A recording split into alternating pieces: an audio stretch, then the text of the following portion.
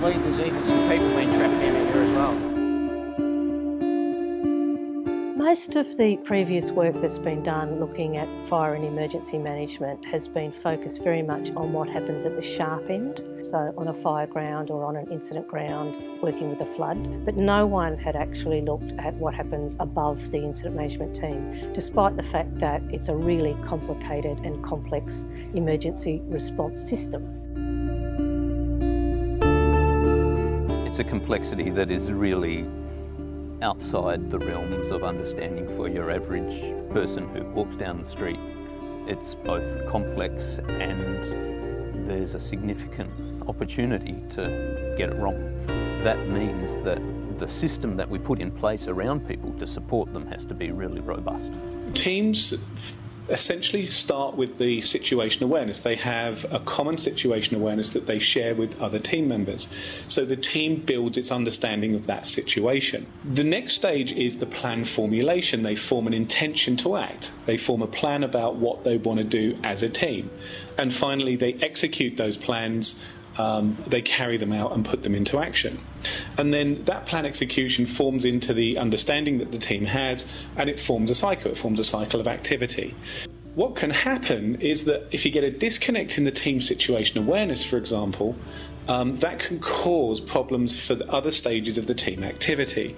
So if you have a disruption to that team situation awareness, that can disrupt the plans that the team forms, and then it has an impact on the way in which those plans are executed. And what can happen is that as you cycle through that team activity, you get increasing divergence of the team's understanding, the planning, the execution. And because it's cyclical, that creates greater and greater problems. Now, as disconnects and breakdowns serve to disrupt that team's performance, what happens is that they start to slide towards the safety boundaries. Emergencies throw up such unexpected things that you end up outside the boundaries of the system. And we coined the term coping ugly, which came from a guy called George Bonanno in the United States. And coping ugly is, the quintessential, you break up with your boyfriend and you're watching sad movies and eating Tim Tams. It's not necessarily a good dietary advice, but it gets the job done and gets you through. Well, there's coping ugly in emergency management as well. And what we've got to understand is that emergency management organisations will spend a lot of time outside the safe boundaries of that system. And what do we do about that? How do we then organise the system to recognise that you're going to be outside those boundaries?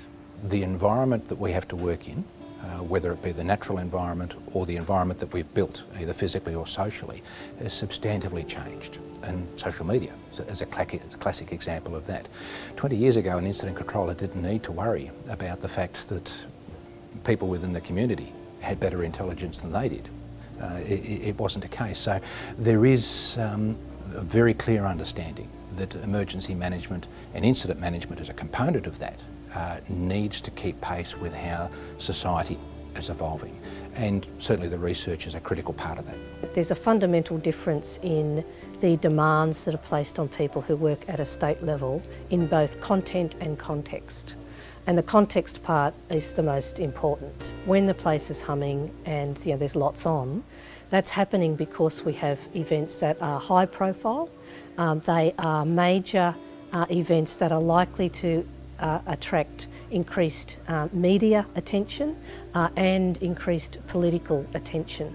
One of the key issues is to recognise that they are a different set of demands in both content and context, and therefore that has implications for training, and it also has implications for awareness training and supporting people who might be coming in from other agencies who are working in this room. There are also issues about the need for developing a political acumen, and I think it needs to continue to be looked at in terms of the tension between operating procedures and knowing how we're going on the one hand, and flexibility and innovation on the other. And I think that's actually the next area that really does need some more work. This is one of our fundamental responsibilities, that when an event occurs, we understand the nature of it, we have an approach to resolving it, and we do that effectively. This research helps us understand how we organise to do that and what the critical aspects are in preparing people for that role. It's a fundamental piece of what we do, and we've got to do it well.